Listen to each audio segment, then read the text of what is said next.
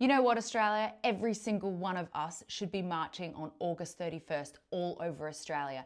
If you want to put Australians first, then you should go to that march, because we've had enough of seeing international people coming in here, getting paid by our taxpayers' money to live here, to study here. They get our rentals, they get our jobs, and I've got nothing against immigration if it's controlled and if it's managed properly. All the while, every single weekend, we have thousands and thousands of people protesting for another country across the other side of the world that no one cares that Australia is even protesting for. Nothing is going to change in those countries because Australians are protesting.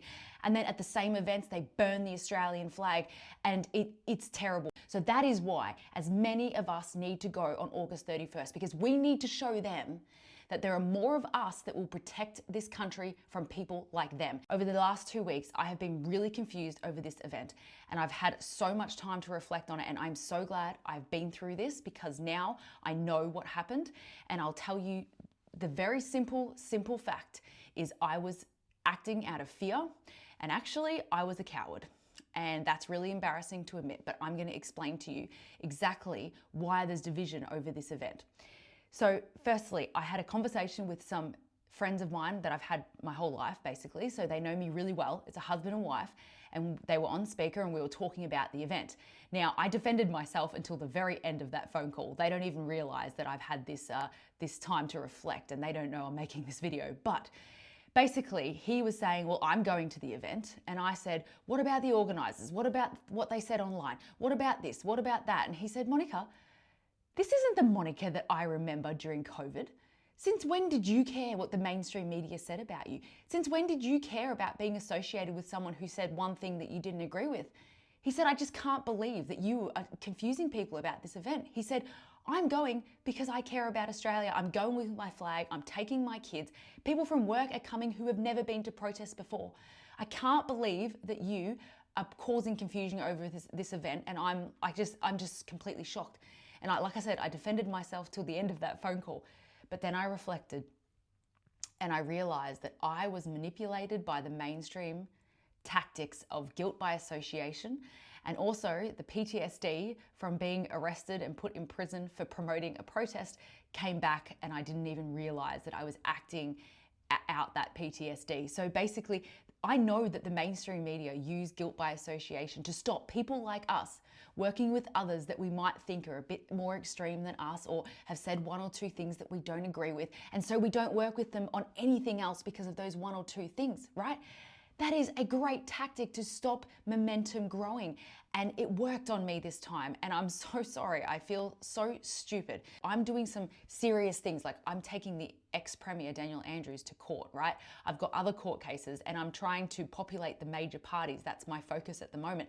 So I want to be taken seriously by the mainstream media, etc., etc. And I've been defamed so much. I've been put in prison. I've been an enemy of the state. And I remember how that feels. And it was really, really hard.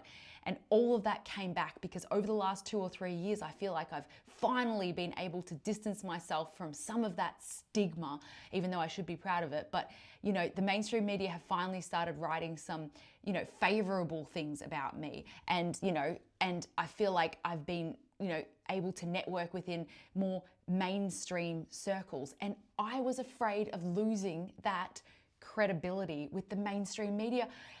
Since when do I care what the mainstream media thinks? And to be honest, if the mainstream media is on my side, then I'm probably doing something wrong. Like, when you're doing the right thing, that's when they turn on you, right? Anyway, I was concerned about what they would write about me, that they would call me names. And my friend was like, since when did you care if you were called names? Because the thing is, the mainstream media can call me a Nazi, they can call me a racist, they can call me a fascist. It doesn't actually matter because it's not true. And then if there are people that come to the event that want to do something bad, that's not your problem. That's not my problem. That's their problem. And because this topic is so fueled, and they've really created such a great narrative around the racism side of it, it made people like me scared to be associated with the event. And that is just crazy. But I didn't realize, I didn't know that I was acting in that way.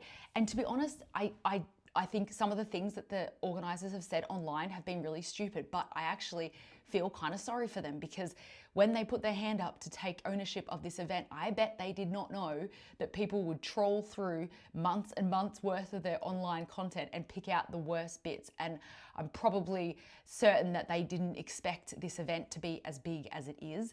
And I actually feel sorry for them because they're probably going through a lot of stress right now. I know that Beck Freedom has an 11-month-old. I don't know how she's doing it, to be honest. You know, it does take a lot of guts to organize such a big event like this that has so much heat on it, because there are people planning to come and counter protest. So it is super important that you stay vigilant and that you try to distance yourself from anything like that. And what the key is that the everyday Aussies who just care about immigration, care about too much immigration, they can drown out the extremes. Okay, it's fine. And I'm so sorry that I fell for these tactics, and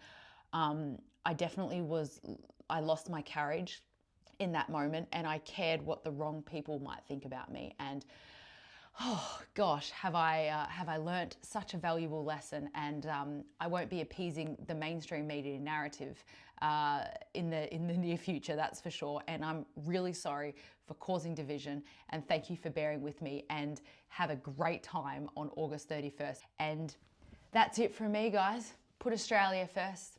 That's it.